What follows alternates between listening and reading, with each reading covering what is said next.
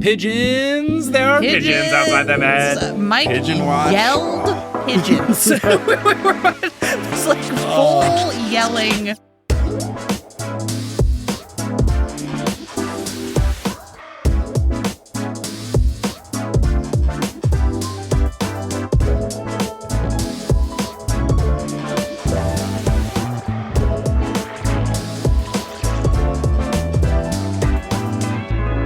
What's good? Thank you so much for tuning in to another episode of the Newest Olympian. My name is Mike Schubert. I'm the titular Newest Olympian. I'm a 31-year-old man who never read the Percy Jackson books as a kid, but I timed it perfectly to where I only had to wait like a couple of months or so after reading all of the books, and then I got to watch the TV show. I did it right. Apologies to everyone else who had to wait. I've done so much waiting for the show, but at long last, we are here to discuss the Percy Jackson television adaptation. At long last, there is an adaptation that exists, and it's good, and Rick doesn't have to write sassy emails about it.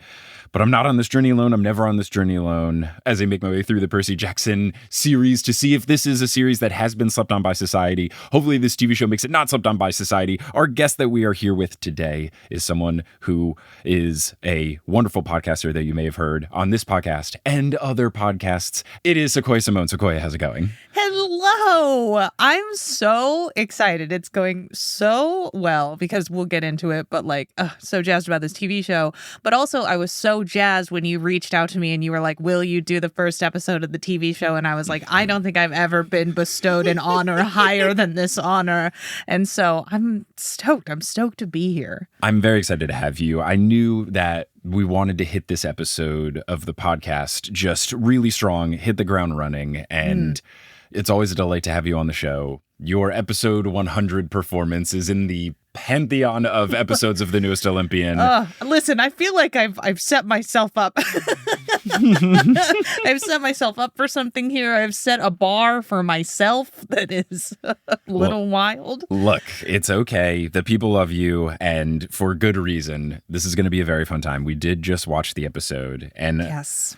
Overall thoughts, it was good. It was good. It was really good. It was good. The thing about it is I went in with high hopes. It's not like when we sat down and we watched the movie, that first movie. Yeah, that was a different experience. Exactly. I went in with low hopes because everybody said, hey, this is bad. So I went in knowing, hey, this is bad. And it still exceeded badness expectations. Right. With this, there's a certain amount, like when you love something and it is adapted, you come into it with trepidation, right? We sit and we say, you know what? We have to keep our expectations realistic, right?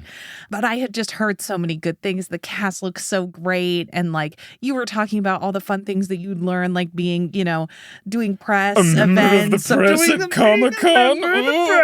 If you can hear my top hat that has press written on a piece of paper sticking out wild. of it. It just appeared.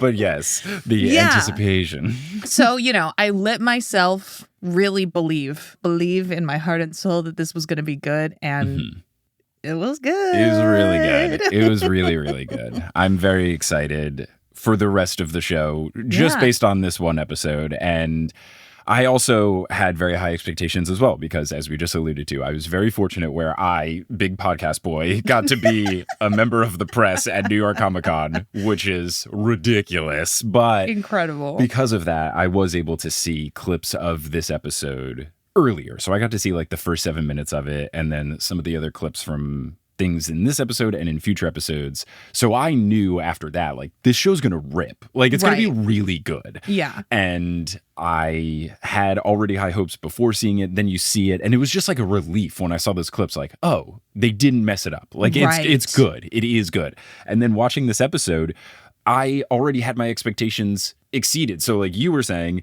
you had high expectations and they exceeded those expectations, opposite of the movie being low and then lower. Exactly. But I think I had even higher ones just because I had seen actual clips from it and I was like, this is going to be good. And then watching the actual episode, it blew those out of the water. Like it's a really well-made show. And I have such high hopes for the entire series based off of it. I just feel such a sense of relief for the fandom. Like I'm still invested as someone that's been reading these books for the past 2+ years.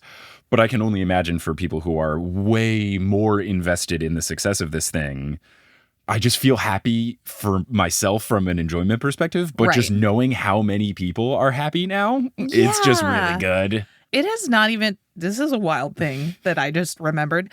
It has not even been a full calendar year since I finished reading these books. We've all had stuff adapted that we love that was so bad. And so I think everyone can relate to the feeling of like anticipation and then disappointment. And so like you, I just am so glad that everybody who has been waiting for this for years, I have been literally waiting for this for like 8 months. Yeah. Yes. And we're going to get the perspective of people who are lifelong fans. I'm going to really try and diversify the guest repertoire for these 8 episodes of the Newest Olympian. So we're going to get people who are lifelong. But it was just like, I know the vibes of a Sequoia episode would be very good. So let's hit that with episode 1, and then we'll have some other stuff as well. Yeah. But for these episodes, it's not going to be like your traditional episode of the Newest Olympian where I kind of go through the plot and then the guest chimes in and we talk about things and often go into tangents and stuff like that.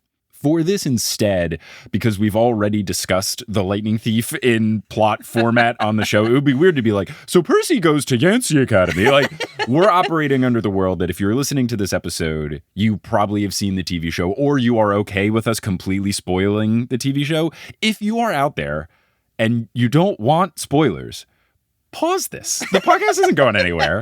I'm not going to delete it. It's okay. You should probably watch it. Or there are some people, maybe they're like, I don't really want to watch a show. I just want to hear about it. That's what we're going to do. We're going to go through, mostly in chronological order, our thoughts about the episode in the order in which they happened in the episode. But there's not necessarily a strict format. What I really want to just capture with these episodes is we just watched the thing. Let's get on the mic and talk about it. And that's exactly what happened here. And that's what we're trying to capture.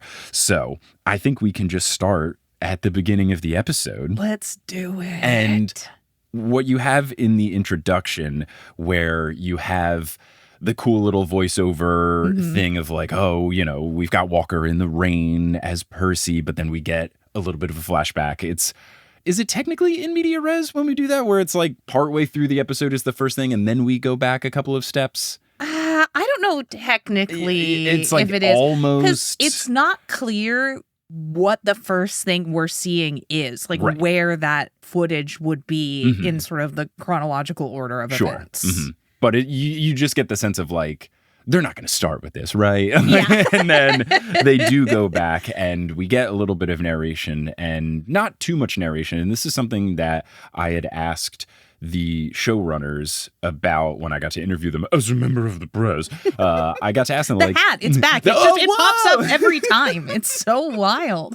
I got to ask them, it is a book that you are adapting, and it is a book told in first-person narration. How do you toe the line between showing things on the screen and then having some narration, not overusing it? And they said, you know, we want to use it when it makes sense. We don't want to overuse it so that it doesn't feel like you're not just watching a TV show. And also sometimes it's not necessary.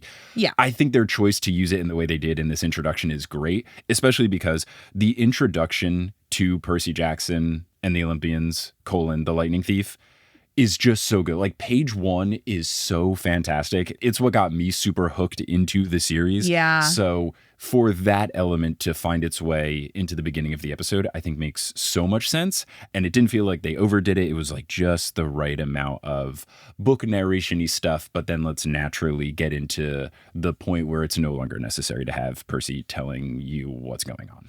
Right. Having the two things, being able to have this like spoken word thing happening and then being able to see a visual at the same time actually allows you to sort of cut that time in half, because they were able to be like, here's what Percy Jackson is narrating and saying, and you're seeing something that I reread these chapters right before we watched the TV show. Amazing. But you're seeing things that he describes later, right? It's a great way to adapt because you have to cut time. You got to cut stuff. Right. It just happens. And you also have to make episode 1 compelling for people who have no idea what's going on. Exactly. We, as fans of it, have patience for them taking a long time. If they were like, hey guys, season 1 is actually 87 episodes, we'd be like, fantastic, sure. Thank you. But you have to bring in people who have no idea what's going on. And you're right. Like, it's such a good condensing. And it's wild because even the Lightning Thief movie, like the beginning, it's not awful. Like the condensing they do in the movie isn't terrible. Yeah. But now watching this, it's like, oh, that's how you do it incredibly more effectively. Yeah. So I think it was really well done. And then something else that was really well done, the casting of young Percy Jackson, it is a different actor. I have looked it up. It is not just Walker Scoble with CGI or what I Googled, does Walker Scoble have a younger brother? Right. It is just a different kid. And they did a great job casting someone who looks like a couple of years younger Walker Scoble. Like, that's wild. Fantastic. Yeah. Yeah. Excellent work. Other thing that was excellent, you get a little bit of something that is like, maybe a future thing, or maybe just something to make us all Leonardo DiCaprio pointing at the TV meme. But young Percy Jackson sees a Pegasus on the roof as the first instance of an example of Percy seeing ancient Greek stuff in the wild. Right. And it's blackjack, or it's at least a black Pegasus. Exactly. And I think we can assume us, the people who are in the know. Oh, yeah. We can say, yeah, that's definitely blackjack. Right. And this is the perfect version of Easter egg of fan knows what this is. Yeah. Non-fan doesn't. Because sometimes I feel like in superhero movies, it's like way too deliberate, where it feels like, am I supposed to know what's going on? Exactly. Like someone is like basically turning and winking at the camera and being like, did you get it? Right. Did you get it? The example that I think of is in one of the, I guess it's the second, The Amazing Spider-Man, the Andrew Garfield Spider-Man ones. Gotcha. Where like his assistant is Felicia, and then you're supposed to be like, oh, Black Cat. And you're like, just because it's a girl named Felicia? Like, I don't think there's anything else cat-like about her. But it doesn't feel distracting. It's just something where if you have no idea what's going on, you're like, oh, he sees a Pegasus. That makes sense. Yeah. Olympians, I got it. Yeah. But if you're us, you go, it's my favorite Italian-American Pegasus, blackjack. And you say that full sentence out loud, watching with random people who don't know, and they say, excuse me? And I go, you'll get it. You know what? There's a podcast that I made. We'll get there. Now, the next example they show is a rhino actually being, or quote unquote, actually, because it's the mist, being a garbage truck. And I thought that was cool because it did look like it. Like it did a good job. It was covered in like armored plating. And then they were like, yes, but that means that it looks like this. And perfect. It's a good way to show the mist, which does get, I think, very efficiently explained in this episode. They do it in such a good way, and this will come later in the scene in the car, but the way that Grover says that line of, it's what hides the magical world from the human world, is like, oh, that is the perfect one sentence elevator pitch, where in the book I feel like it's much more verbose because like, oh, the mist, blah, blah, blah. Like it's many sentences. And then they did find a way to be like, how do we say this so quickly? And I think that this visual aid was really well done. And that gives me high hopes too. This is something that in that answer, when I asked them about narration, it's like, we also can utilize the tool of a TV show to more effectively show things without having to be told it. And this is the perfect example where if you are watching it, you can go, oh, okay, yeah. Like either you think he is seeing the rhino thing and that's fake, and then the garbage truck is real. And then later on you go, oh, that rhino from before was real. Like it's a really effective tool that is cool for fans and also for people who don't know what's going on. Exactly. So then the next note that I have is for something that is definitely point at screen for fans is when Percy and Grover are talking at the lunch table.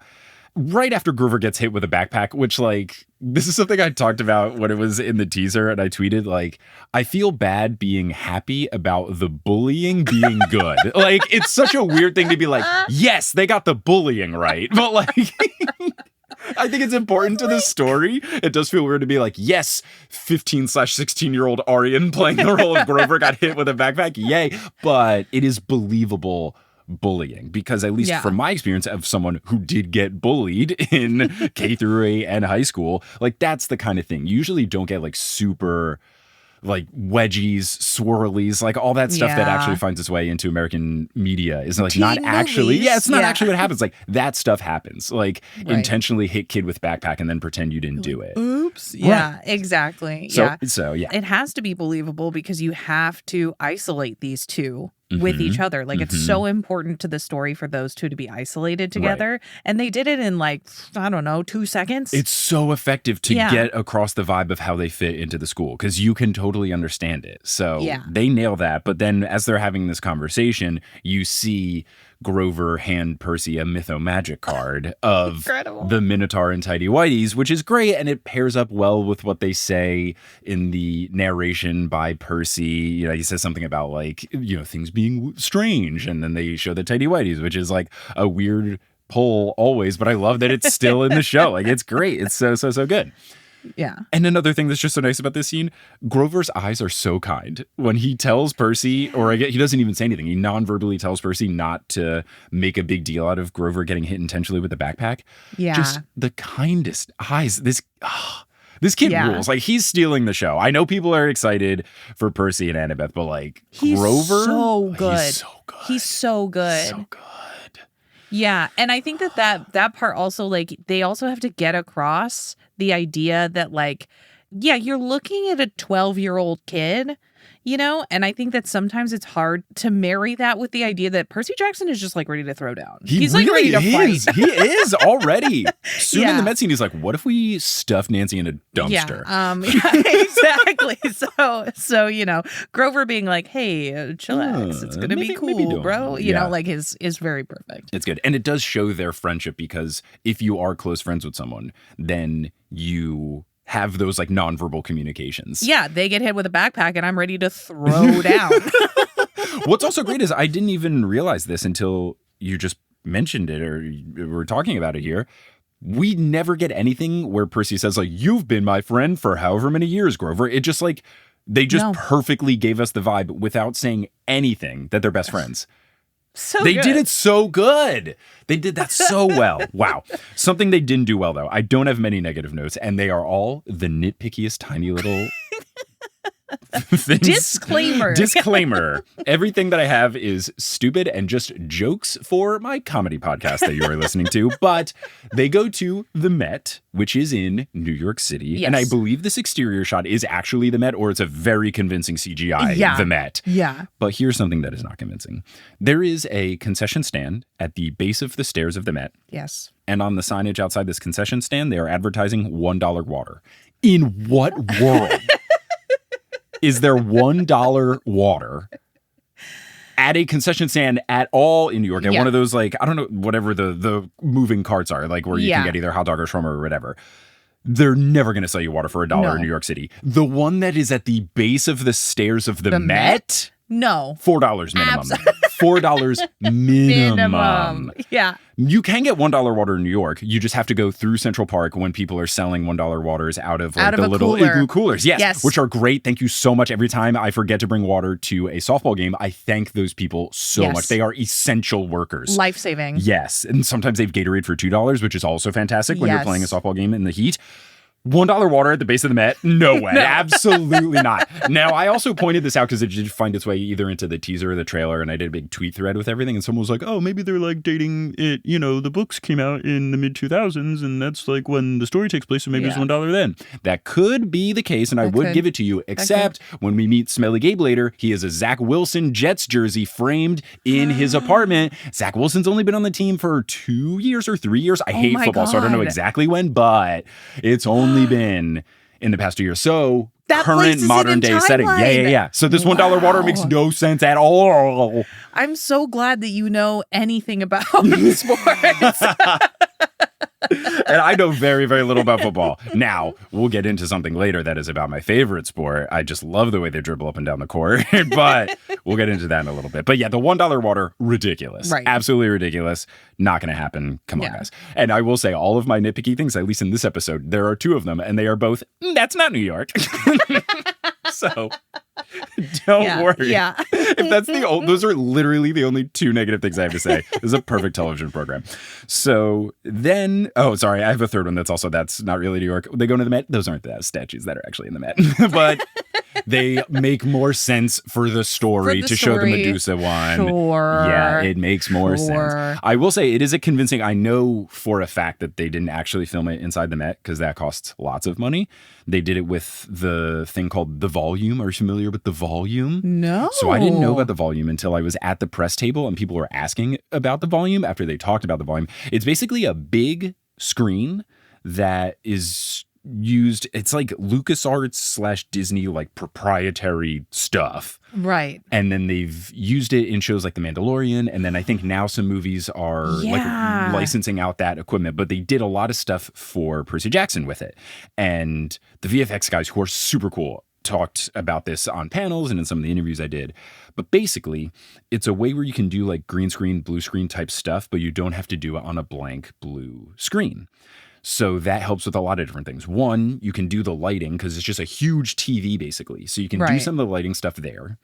And then also for the actors, especially when you have kid actors in a TV show, they can see what is supposed to be there. Yeah. So it's not just like, look at this tennis ball and pretend, that you're seeing a big scary monster or whatever. Or look up here and pretend you're looking at a statue.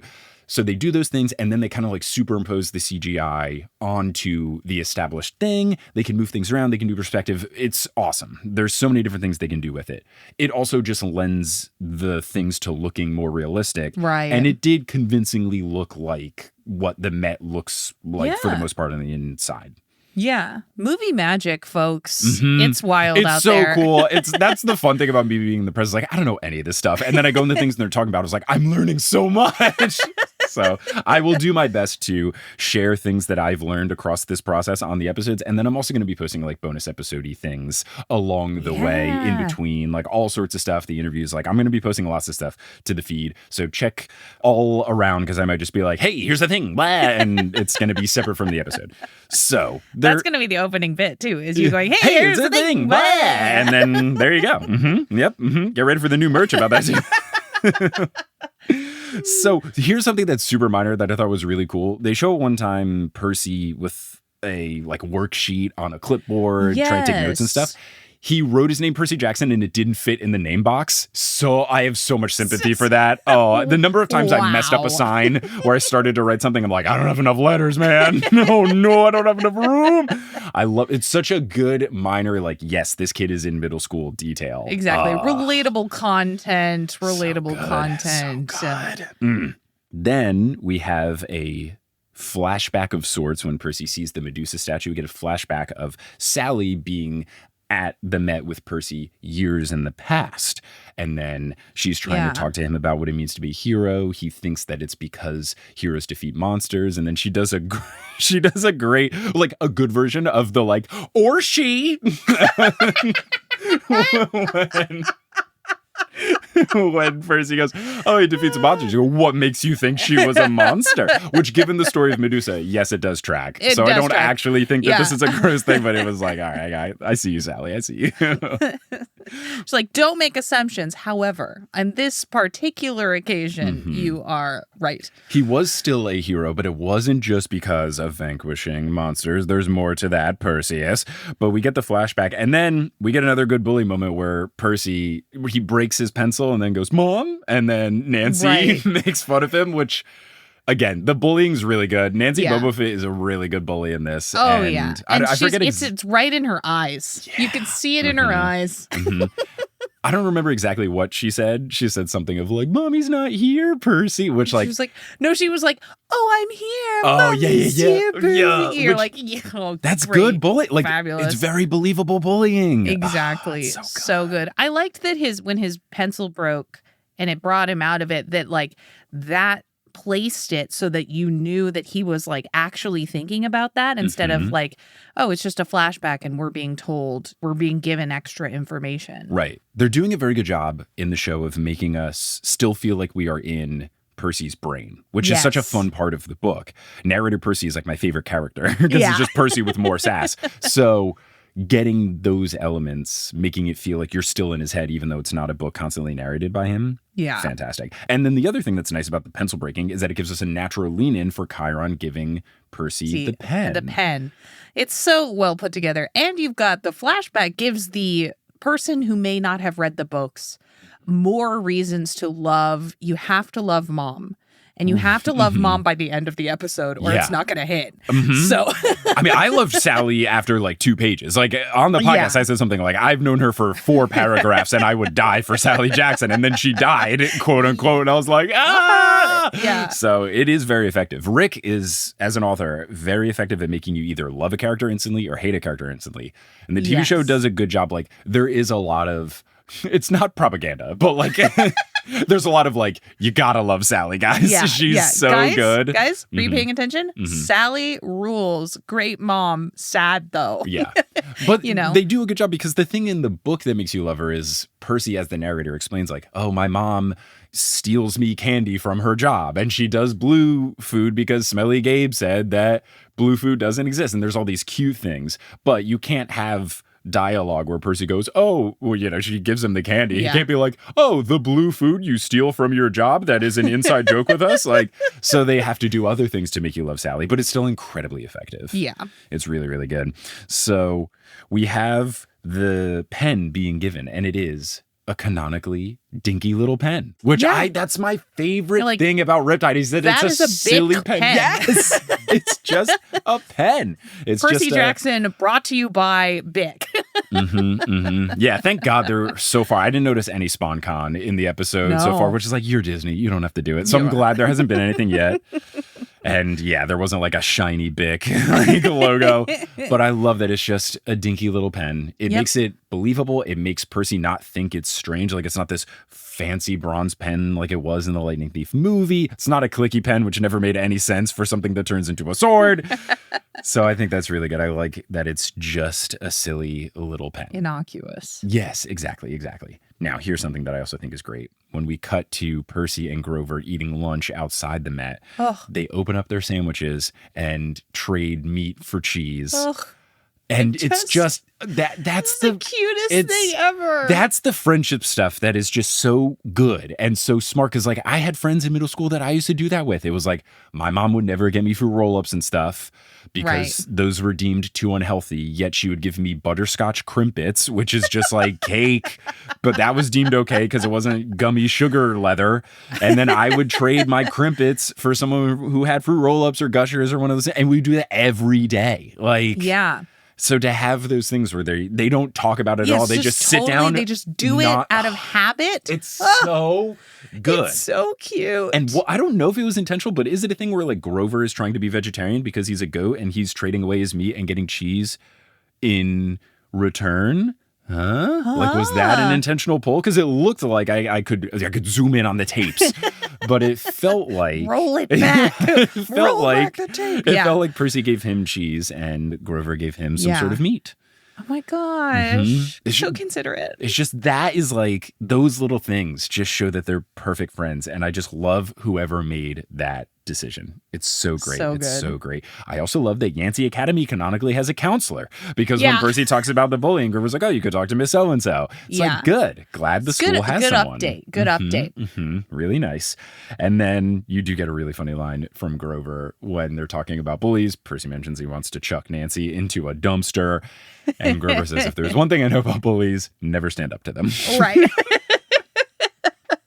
It's really good. He's so good. He's so good. So good. So then we have the classic scene of Nancy falling into the fountain. Now, correct me if I'm wrong, but in the book, wasn't it more of like the water came out of the fountain and then kind of like grabbed her and pulled her in? Yes. I feel like that makes more sense in terms of the water powers of Percy Jackson being the son of Poseidon. Yeah. But in the TV show, from a perspective of using less CGI and then B, trying to have a little more of the intrigue of like, oh, what are his powers? Sure. I feel like this makes more sense in that regard, but like it is strange that he kind of like Fus-Ro-Dah her into the fountain, even though he doesn't have wind powers, he has water powers. But I guess the water is like close enough. I don't know. Yeah. I felt conflicted. It's hard to say. Yeah. I feel like, if you don't know, you probably just sort of gloss over it and you're like, kid powers. Kids got powers. Right. Yeah.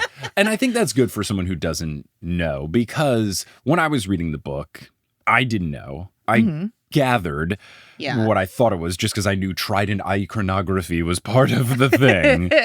But once the water yanks, it's like, okay, son of Poseidon, like, Right. gotta be. Right. Whereas this does leave it more open-ended, which is fun. Yeah. But, you know, now I'm debating, like, the validity of the mechanics of magical Greek powers, so we can Yes. just move on. I think it makes sense.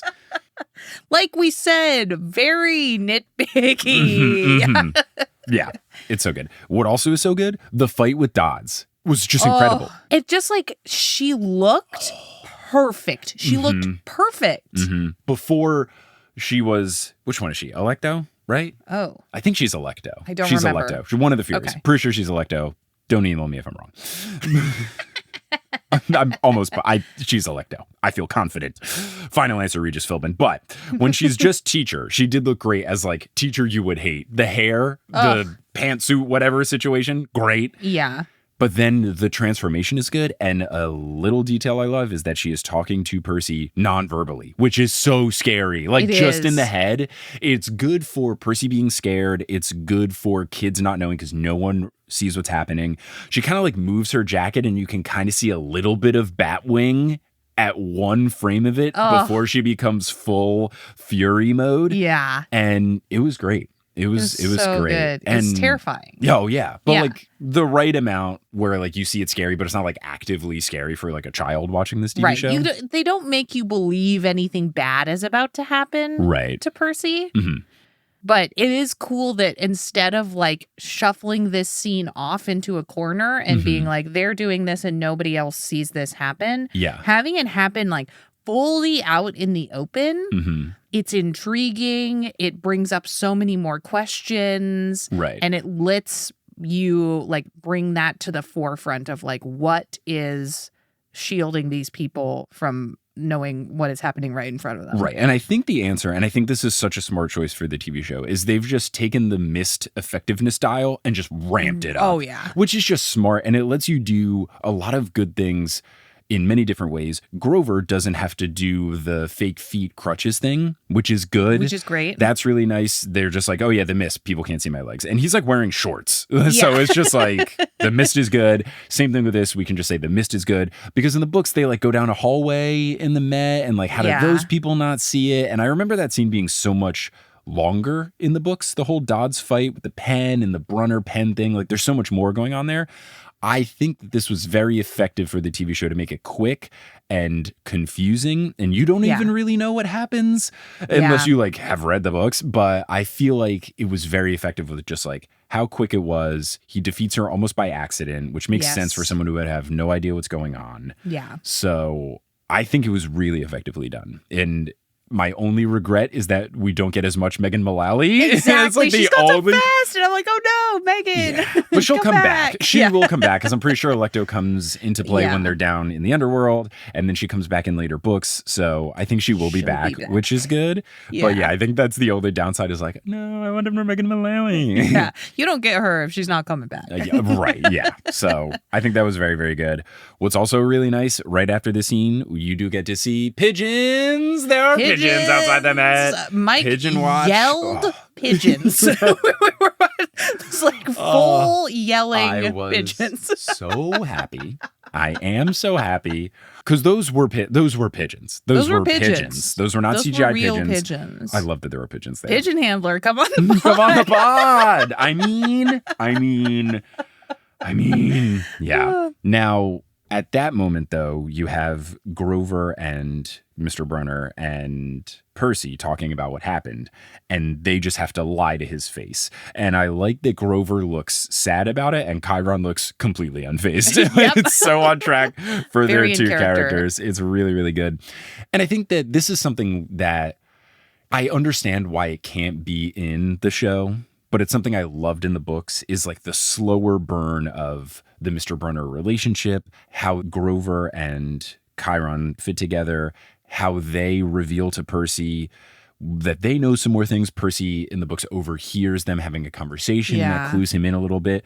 These are all things that I think are really nice in the book, but it's just like, you can't. It's a TV show. You just can't do it. Like, yeah, it is missing a little bit of they with some dialogue, they did try to like find a relationship there, but it's definitely not as strong as it is at the beginning of the books. Right. But they have so much time to get there. Right. And I think they'll do a better job of it. I'm a little worried because the movie did a terrible job of this story. Like, there was no chemistry between Percy and Chiron. Quite awful. So when he starts telling him about what's happening, it just doesn't feel nice. Whereas the book does a very effective job of, you already like Mr. Brunner a lot before we get to camp. So when you find out that Mr. Brunner is Chiron and he's kind of like Percy's main point of contact at the camp, you as the reader feel more comfortable. Right. Because you're like, I like this guy. I'm glad he's here too. Yeah.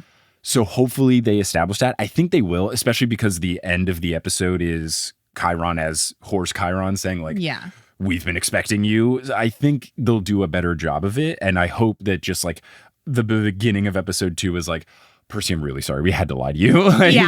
Grover does a good job of kind of undoing the quote unquote harm to the friendship, like immediately melting it away in the car ride / at the cabin. Yeah. And I'm thinking that Chiron will do the same. I feel like they're going to do a good job of it. Yeah, I have faith. But I think that's just a nature of adaptation that like this has to suffer. You just can't. Now, something that they did change, but again, I think this does make sense, and I saw where they were going with this, was that Grover, when they're in the meeting with the principal, who is great. He has a great thing where he like turns the page to say like, all you said is turn page. I didn't touch Nancy. Oh, great delivery by that guy. Love a good little character actor. But Grover has to basically throw Percy under the bus. And at first, Grover is like telling the truth in a way that isn't a lie, where he's like, Percy's not being faithful about what happened. And it's like, it's like, oh, okay, you're like making him look bad, but you aren't lying. And then he does just like lie. Yeah. So it gives you a minute where you're like, wait, is he gonna throw Percy under the bus? What is going on? And Grover does look very conflicted about it. He's got tears in his eyes. He's upset. He's very upset about this. So it's something that is definitely a deviation from the book, but I think it does make sense. Like, we have to move it along. We have to get Percy kicked out so that we can move things. And then as it gets later justified, Grover says, we had to kick you out of school, which I get it. What you learn is like, oh, Grover recognized that people were going to start attacking Percy. He has to get to camp. How do we get to camp? We get him expelled. I think that's a good change. Like, it's something that I could very much like see the meeting of whoever is writing the screenplay going up to Rick and saying like, what if we did this? And Rick being like, yeah, that makes sense. Yeah. Yeah. I mean, in the credits, Rick was credited as one of the writers, one of the screenplay writers. Yes. And like, it feels that way because you're like, okay, there's a real understanding here of like what is so integral that you cannot change it, and what can kind of go. Yes. Now, something that at first seems like something that isn't as important, but it does come into play. Percy's red jacket, which I completely forgot about until I was at Comic-Con, and Phoebe from Monster Donut, in some of the clips that we saw that Percy was wearing the red jacket. She's like, why did they keep the red jacket? Like, that's such a minor little detail that you wouldn't think they would keep, but it does become much more important in the episode. But yeah, that's the red jacket that in the book is just so he can make a Toro joke, and then now it has like a Toro important moment. Right. So he's got his red jacket, and then he is getting kicked out of school. He goes home, and then they're going to go up to Montauk. Here's my other New York very tiny little thing. The street sign was wrong. Like, and again, Mike said that out loud with just like the biggest sigh. I wasn't actually upset. What it more was when I learned that they were filming in Vancouver, I was upset because I was like, oh, I know what's going to happen.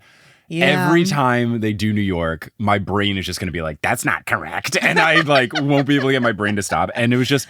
The sigh was it yourself. It's I can't turn off my brain for doing this. The font was too small. The 104 didn't take up enough of the rectangle. Yeah. Right. Like I won't ever find myself on 104th Street because that is way too far north.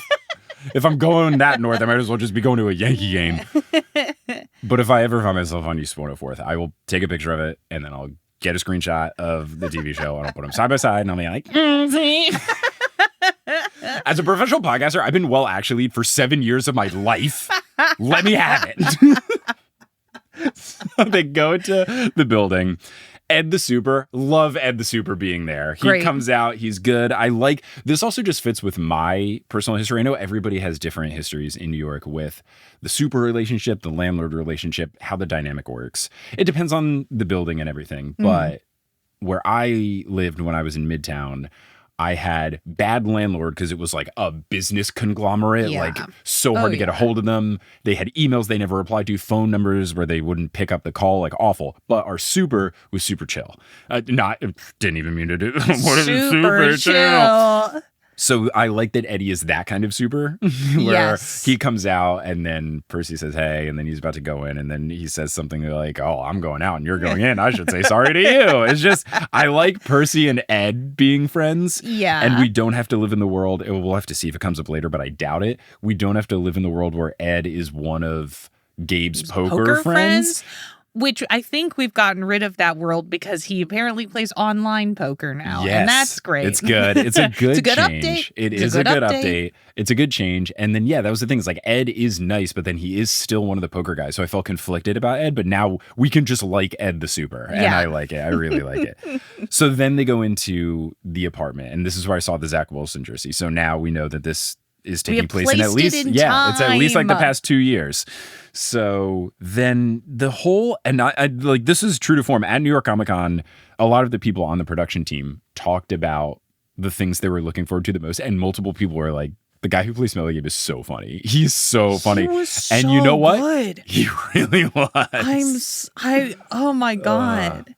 The guy from the movies is like, I think it's Joe Pantaleone, or I just always call him Cypher from The Matrix. Exactly. But yeah. He's so grimy. He's so grimy. In the perfect way. Yes. This guy is not giving the same grime energy. I mean, he's so funny that I almost like him. Yeah, and I don't know how I feel about that necessarily. Yeah, he sucks, but in a different way. Yeah. And it does make me wonder if they are going to change, and I bet they will. I wonder what's going to happen with Smelly Gabe being turned into stone at the end with the Medusa head. Right. It feels like, and they got rid of this in the movie, which I was sad about because, like, I get it. In the kids program, you can't necessarily have the mom that we like commit a murder. And that's something, even when I made the episodes, I loved it. Like, I read the book, I was like, hell yeah, Sally, about murder it, him. 100%. And then people are like, she commits a murder. Like, how are people okay with it? Because it's a fiction book about pretend people. Nobody actually died. It's not like when you watch John Wick, you're not like, oh, those people had families. Like, no, they're the bad guys. So kill them, John Wick. Kill them with a horse. Yes.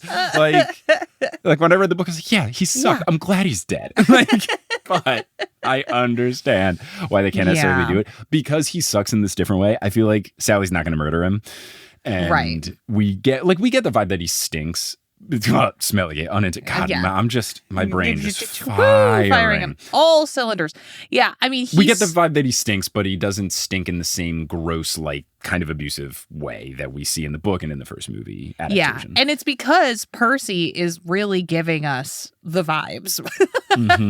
Percy is out there being like, walking into this apartment and immediately being like, dude, what are you doing? What are you doing? It's a good, like, I think it's fine that, because not every New Yorker has like a stereotypical New York accent, they are making Percy a New Yorker in certain ways, and him having this interaction with Gabe is exactly that. It's so good. So it's just so funny. The online poker is great. The slippers are great. The big TV, him sitting so close to the TV is great. Like, it's all so fantastic. I would have watched a whole episode of Percy and Gabe just hating each other. It's so funny. It's just really, really good. And then we have Percy asking where's Sally, and then we see that she is sitting on the balcony, which I was terrified was the fire escape, but it's not the fire escape. Because there was furniture out there, and you can't put furniture on the fire escape. You're going to get a violation. Exactly. No plants. No furniture, none of that. No, you can't do anything. You're not allowed to. That's for escaping from a fire. Yes, you'll get in trouble. It's the most literal fire hazard you could think of. Furniture on a fire escape. But it's just a balcony, thank goodness.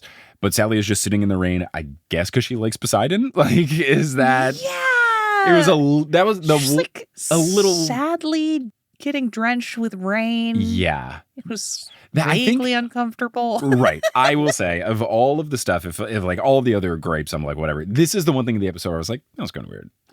Yeah. A little weird. Yeah. I was like, I get that she likes Poseidon, but like, she's just sitting in the rain. And she looked like a little too happy. Like she was a little like, it was like, a little like, huh? All right. But she comes in, she gives Percy a gift of blue candy, which is fantastic. She does call Mr. Brunner Mr. Bruner, and this happened in the movie. What are we doing? Back. It's spelled Brunner. Yeah. Am I losing my mind? No. Okay. It's why is this the note? How do people keep thinking it's Bruner? I mean, at this point, I gotta think maybe Rick thinks it's Bruner. And we love Rick, but as he has admitted, he does pronounce his own last name wrong. So like, maybe he was like, yeah, guys, 2 N's, but it's Bruner. I don't know. It's definitely Brunner. Yeah. It's definitely Brunner. Right. Gosh. Anyway, This is says Mr. Bruner. And then Gabe comes in because Sally is saying that they're going up to Montauk and that they've reserved the place, and he doesn't want to let them go, but he like is okay with it because Sally threatens to like not bring him food sandwich? And is gonna listen to the game in the car like, on the either way. I bring you a sandwich or I eat your sandwich. Make a choice. And look, as a food motivated person, like, yeah, you know, there's a sandwich at the end of this rainbow. Yeah. So he does it for the sandwich. He does make a reference to the New York Knickerbockers, my beloved basketball team. He does. Because he says that he doesn't want to watch the game alone. Yeah. Yeah. And I would hope, because Percy doesn't say it and Sally doesn't say it, but at least Sally is saying that she would. She was like, I'll listen to the game without you and eat your sandwich. Right. So we assume. So we are establishing that Sally Jackson is a Knicks fan. Yes. So we would think that Percy Jackson is going to be a Knicks fan. Well, clearly. I would hope that Percy doesn't hate Gabe so much that he like is a Nets fan to like. But if Sally seems like a true Knicks fan, so it feels like Percy's a Knicks fan too, and I'm just going to live in that truth. Yeah. So I fully support. And now I will be recording the rest of this episode with literally a Knicks hat on. Oh my gosh. Put it into existence. That's the perks of recording this in my closet. Yeah, this time it's actually a real hat. The top hat before was a lie. Oh no! You're letting a podcast secrets. Podcast secrets out. But yeah, Percy Jackson's a Knicks fan. Yes. This makes me really happy because my sports fandom, I'm a Knicks fan, I'm a Yankees fan, and if I had to pick a football team, but I don't like the NFL, if I had to pick a football team, I would be the Jets fan. So there was a Jets jersey. We know canonically that the invisibility hat for Annabeth is a Yankee hat, and then Percy's a Knicks fan. I feel so seen. I just feel so seen. It would be absolutely wild if at some point they watch a WNBA game and Percy's like, yeah, my favorite team's the Seattle Storm. It's just like mine because I live there, and like he wouldn't be a New York Liberty fan. But like to get 3 for 3 for me, I want to thank the folks at Disney. I want to thank Rick Riordan. I want to thank the production team. So it just made me really, really happy. I forget, there was some line, I can't even remember it because I was just enjoying the show. I wasn't writing down exact lines. Whatever lines Gabe was saying, they were all good. They were all so funny. I'm going to bring one up for I have the line. I have the line. Well, first off, Gabe's New York accent is very fun. It's really good. It is. But then the line that he said that made me laugh out loud really good is when he does finally agree to let them use the car. He tells Percy, take your shoes off before you get in the car. And Percy gives him just like, what are you talking about, man? It's so good. It's so good. It's so good. And I'm a big take your shoes off when you get in my apartment person. Yes, me too. Thank you. Yeah. That's the only correct answer. It's only the sit out there, the ground, disgusting. Don't bring that into my house. When people, very rarely does this happen. But whenever I get pushback on that, it's like, what are you talking about? Yeah. It'd be like, oh, you just trek all that around from the New York City streets into your home? You were outside. And now I'm inside. Those are two different places. Do you want me to vacuum after you leave? What are you talking about? Take your shoes off. I remember this was years ago, but this was in one of my old apartments before I lived in New York. I asked someone to kick their shoes off, and they were like, "What is this, an Asian household?" And I was like, it was so normal to me to take your shoes off that I was like, I genuinely was like, what are you talking about? And he was like, oh, it's like a stereotype where like Asian people have to take off shoes. And I was like, wait a second, you don't just do this? Like, I just like blew past the stereotype being like, what do you mean there's people out there that don't take their shoes off? Also, let's talk about this veiled racism. Exactly. You're like, there's a lot to unpack with what you just said. Right. But the main point is take your shoes off because you're in my home. But that's just, it's such a funny line. So then they're making their way up to Montauk. Percy has like a dream sequence where someone, an unknown person with like a light of I don't know if they're on a boat because it's a staff or a thing they're wearing or a thing that it feels like, if I had to guess, because Percy's just like on the beach looking at the water, getting rained on a lot. And I was like, man, it just runs in the family. But it's getting rained on. And there's like someone who appears to be like in a boat, and in a deep kind of foreboding voice says something like, "Oh, little hero, run away." Like it's kind of warning-y, so it doesn't make me think it's Kronos. But I was like, is it Chiron because of like the boat? Sure. Like, I don't know. Is it just supposed to be like a creepy thing and it's nothing? But this was, and I think this is good, like it's a little something for people who are super fans to be like, well, what was that? Like it's still fun. It's like, I have no idea. What was that? Yeah.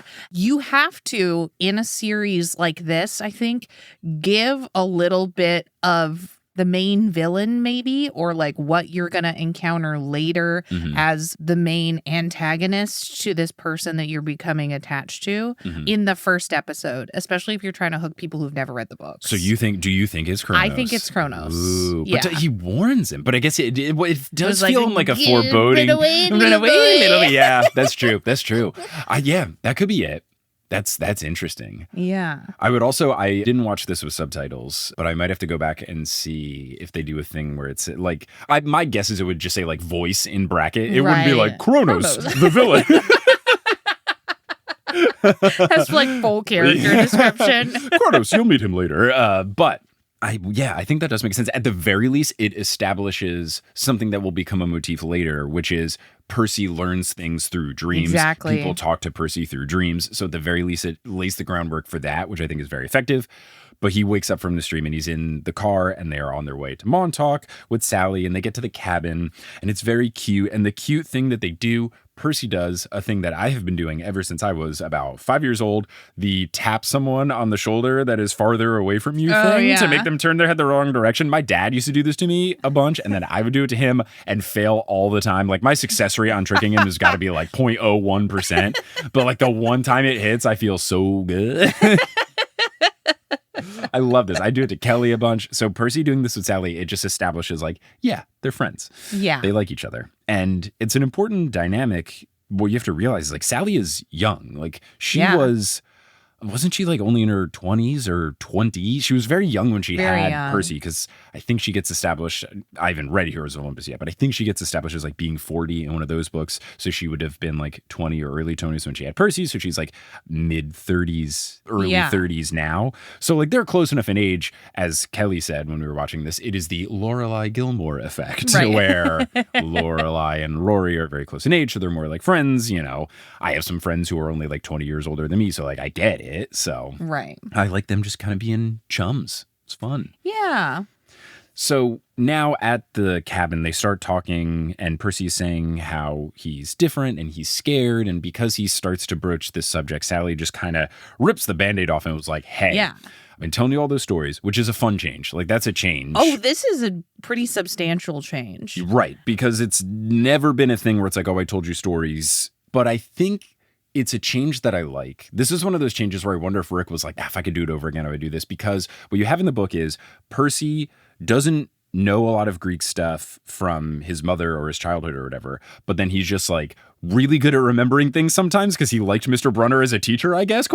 Right. So for Percy to have the thing where like, oh yeah, I remember this. Oh yeah, I remember this. It tracks more if it's a thing where like his mom has been telling him stories his whole childhood. That makes more sense to me. So I think this is a change that makes sense. And then Sally is just like really getting in with like, hey, they're real. Like it felt like kind of quick, but I guess she's stressed too. And so it it's kind frantic. of has to be in this TV show. I think you have to be like, this is what Percy is. These are what Half-Bloods are in the first episode. Yeah. I think you have to do it. You got to hit it quick. Yeah. So she starts explaining those things. And one of the things she says is, do you know why we come up to this cabin? And then Percy goes, it's near the septic tank, so it's cheap. So good. So good.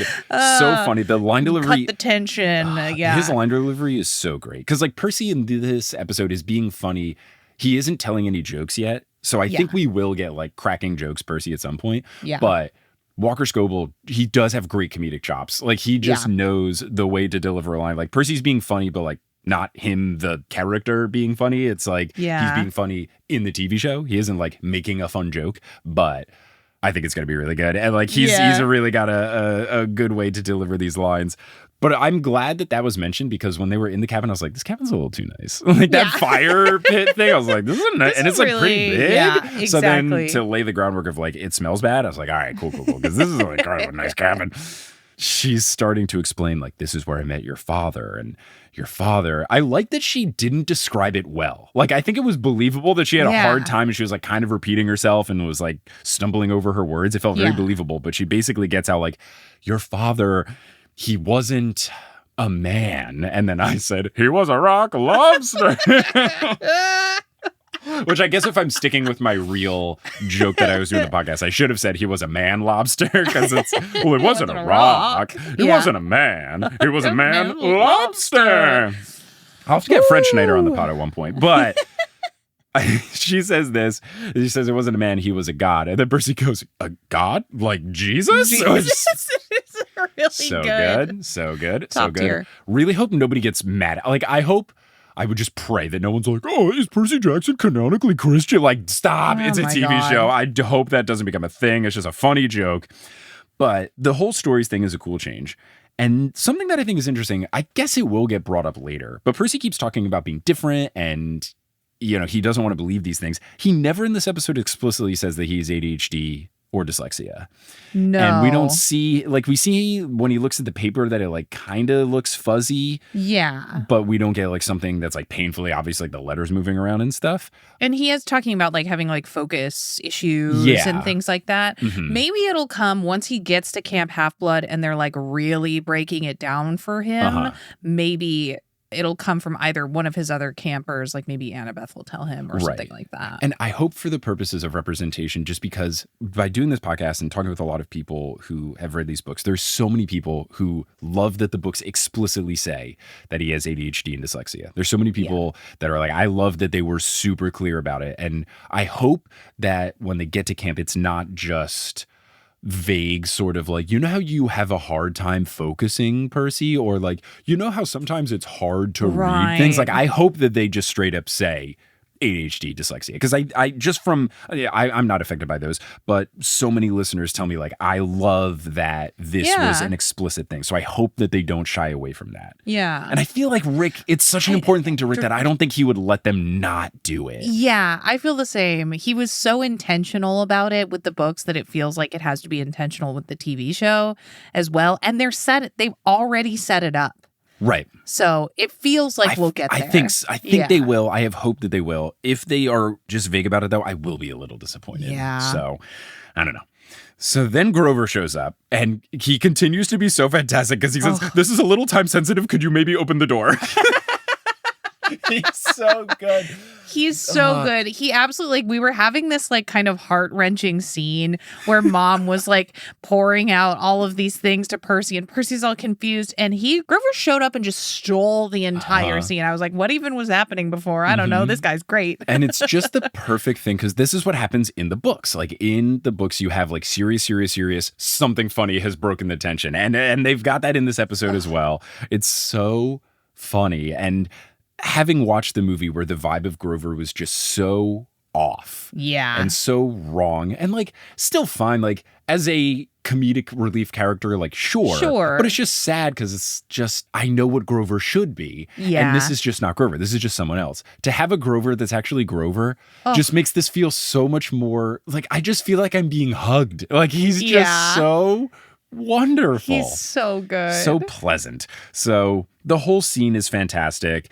There was clearly some sort of communication between Grover and Sally, where Sally was supposed to have explained a whole lot. So Grover starts like spilling the beans of things that has not been told to Percy, and he keeps being like, you haven't told him this yet? Like, it's so good. Like, establishing that Sally and Grover have a friendship too. It's so good. It's so funny too, because it like mirrors, like, we're getting towards the end of the episode. So like, we got to get this information out. And he's like, we're getting near the time when we got to get this information out. So it's a funny mirror. Really good. So then they get into the car because they are going to camp. And that's another thing that Sally hasn't told him about yet.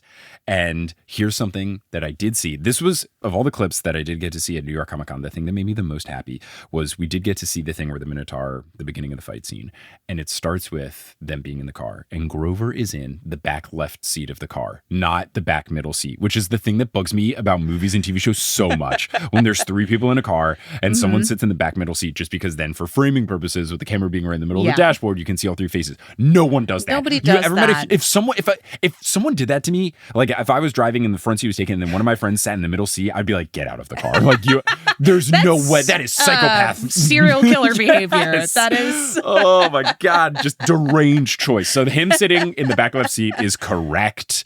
Like it made sense. I loved it. It was shot well. Like it felt, the shaky cam of it like did feel believable. Like it felt like I was in a car. It didn't look like bad CGI car stuff.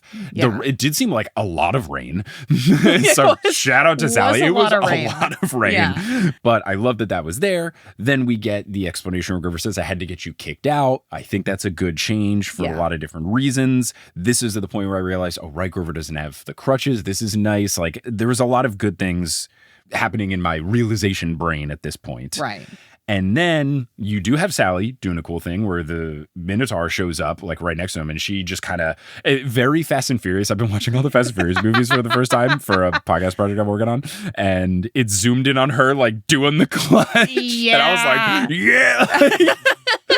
So Vin Diesel, clunk, clunk. And then she drives into the Minotaur and it's hilarious because she does it and then the Minotaur just like rams her back and wrecks the car. Like ultimate. That thing is huge. It was like a badass move that she did and then it was just like, oh no, you messed around and found out. Oh no. So then the car is wrecked, but then Percy kind of kicks the windshield out. And I thought this and then Kelly verbalized it and I'm glad she did.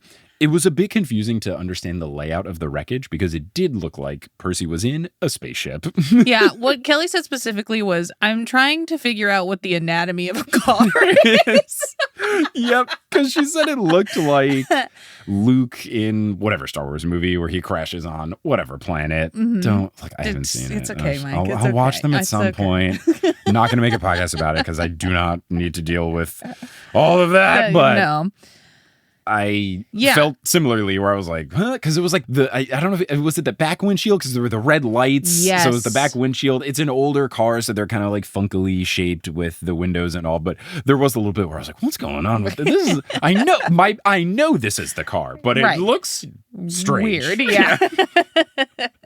But kicks his way out. And then Grover points out where camp is, and you get to see the pine tree, like the singular pine tree at the top, which is cool. And I really like what this means because what was annoying with the movie is that it's just like there is the tree, but it just kind of looks like all the other trees. They're just like deep in forest. Right. Yeah. But then there are other trees, and then there's a tree that is like too big and does not make sense, which for the story of Thalia getting there and then Zeus turning her into a tree, like that makes sense. Right. That would be a different tree that doesn't fit with the rest of the foliage. So that was cool. And that's another pointed screen moment for the fans where someone watching doesn't distract or it's not confusing. So that was cool. And then Sally goes into Amazing Sally mode where she just starts saying really sweet things to Percy. She says, you are not broken. You are singular. You are a miracle and you are my son. Hold fast, brave the storm. I love you. Then after I pick myself up from the puddle on the floor, I realized that she asked for the coat from Percy, the red coat. So Sally is doing the Toro move. Yes. Which I found confusing at first, but then it made sense given the way that they did the fight scene. And I like the ways that they are doing the fight scenes because you'll see this in some movies of coming of age hero things or superhero stuff. And even in the Percy Jackson book a little bit. You get the thing where it's like the person who has no idea what's going on is a little too good at fighting right away. Sure. And I think by having Sally do the bull Toro thing, she says something like, oh, this is on your scent. But then she does the thing, which is great because it's a bull. But then when you have Percy actually fighting the Minotaur with Riptide, it looked cool. I don't know how he knew to uncap the pen. That was the only thing where I was like, how does he know? Doesn't use Riptide in the book. Oh, right. Yeah. So that was interesting to me. Is like immediately I was like, oh, we're just we're using Riptide in this fight. That makes sense in the world of like establishing. He uses Riptide against Dodds, but he does not use Riptide against the Minotaur, because correct? He gives the pen back to Chiron. Right. So he doesn't have Riptide. Yeah. Mm-hmm. But it makes more sense because like in the book, 12-year-old Percy Jackson just like flips on top of the Minotaur and then like rips the horn off with like no further assistance, you know? Yeah. Which like is really cool in the book, but like it makes a lot more sense when you're like watching this 12-year-old child that like he hits the horn first and that gives him help. Yes. And, you know, it made the whole fight scene made so much more sense that I really, really, really liked it. So yeah, you've got Sally doing the coat thing, and then the Minotaur kind of grabs and she fades away. The fade away thing is good. I think it does look a little too much like something happened, not she died, which is good. Sure. Especially I think for kids watching the show. One thing that I did find kind of funny is when Percy, because he and Grover had gone farther up the way towards camp, when he screams out for his mom, he does just scream mom, and he runs up to a point and then stands still and screams mom. It's like, dude, keep going. Like, keep going. Like, I get it's just for the shot. Like, it's fine. But it just, you know, I was like, come on, man. But then, I do like, and this is another cool thing about Riptide, is like, he fights the Minotaur. The Minotaur is far enough away where, like, they could just turn around and run. But he's angry. I like it. Like, he's mad about it, and he loves his mom. So he's like, no, I'm going to beat this guy up just because he did something to my mom. Yeah. Which is good, like, establishing of the character. This is who Percy is. Yeah, it's really good. So then uncaps Riptide.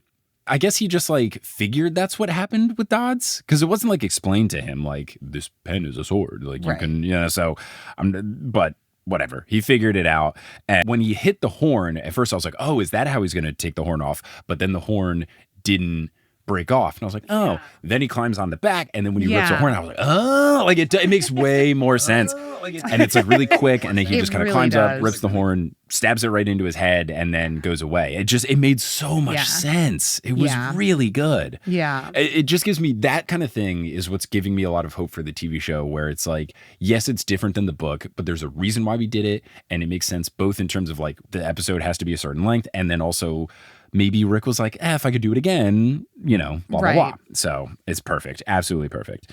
And then he kind of fades out, passes out, which also happens in the book. And then when he's coming to, it's a little different because we don't get you drool when you sleep, but maybe we'll still get you drool when you sleep.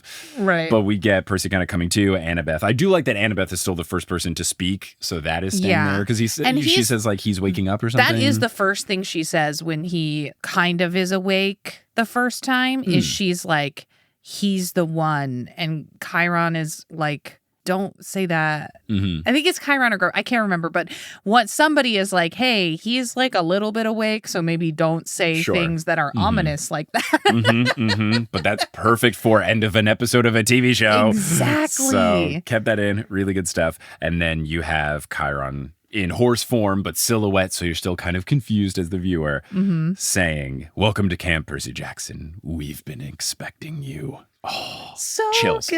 So good. And then the ending music was great, and the ending credits are fantastic. The art is wildly good. So good. Super Greeky vibes. It shows you what's going to happen over the course of the story, but doesn't really give anything away. Yeah. If you don't know what's going on, but there's little things where they had an Amtrak train, and I was like, yes, going on the Amtrak, baby. You know. Yeah. And they had the arch, and we were like, yes, good. We're not going to Tennessee this time. No disrespect to anyone from Tennessee, but you understand why we want them to go to St. Louis. But yeah, it was super solid. Loved the ending credits. And then I loved in the after credits where they're just going through like the names and the roles. There were 2 snickering kids and then Bubblegum Kid. Bubblegum Kid.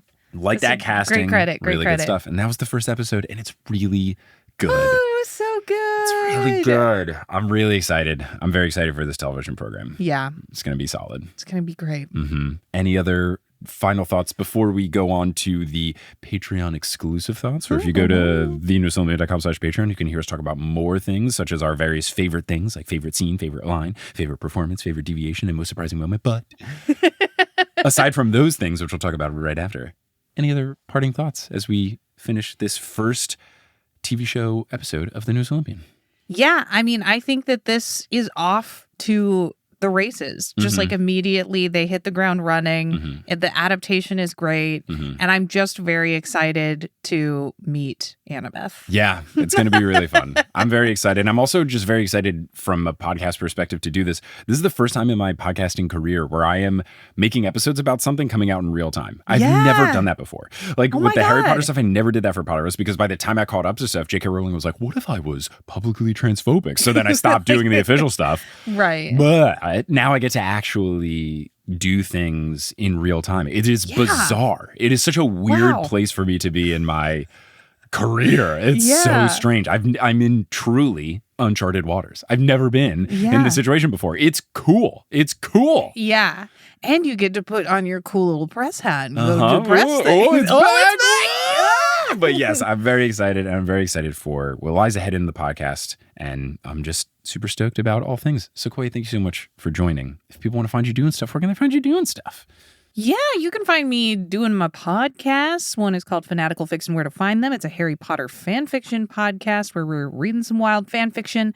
And the other one is But Make It Scary, which Mike has been on several times. It's a good podcast. Where we take romance movies, where we rewrite them as horror films. Sometimes we make horror films Christmas films, and sometimes we make Christmas movies, Thanksgiving movies. Yeah, right. We do all sorts of stuff over there. So yeah, you can find those anywhere pods are cast. Yes. Well, Sequoia, thank you for joining. Listeners, thank you for listening. And until next time, when we get to meet Annabeth, until then, I'll see you later.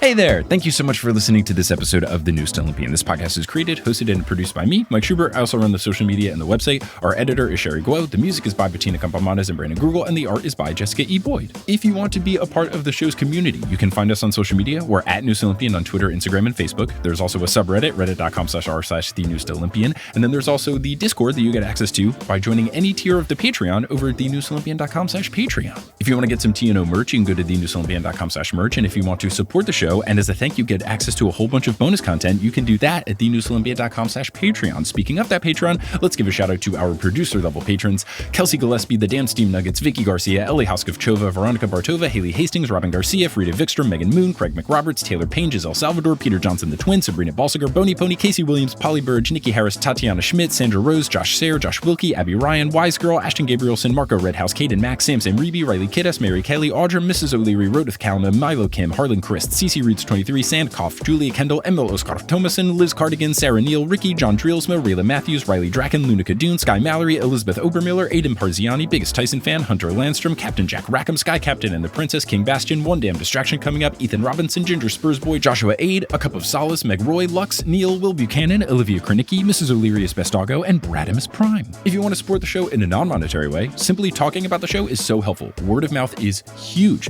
So you can tell someone that you know who loves Percy Jackson about the podcast, or you can talk to someone who's looking for an excuse to finally get into the Percy Jackson books about it, or someone who's maybe getting hyped for the TV show that's coming up and they want to understand what's going on. Or you could post about the show on social media, or you could leave us a rating and review on whatever podcasting app you're using. All of these things really do help. I'm very appreciative to everyone who has already done so, and to anyone who will do so in the future. But I'm just so thankful that you tuned into this episode, and I hope you tune into our next episode, which will be up later today as we cover episode 2 of the Percy Jackson TV show with Erika Ito. But until then, I'll see you later.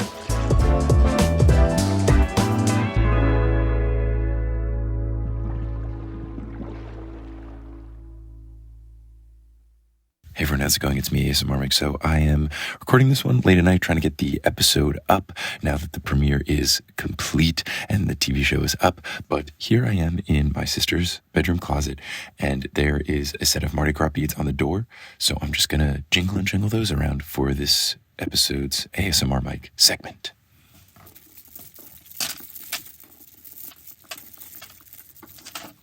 Thank you for listening.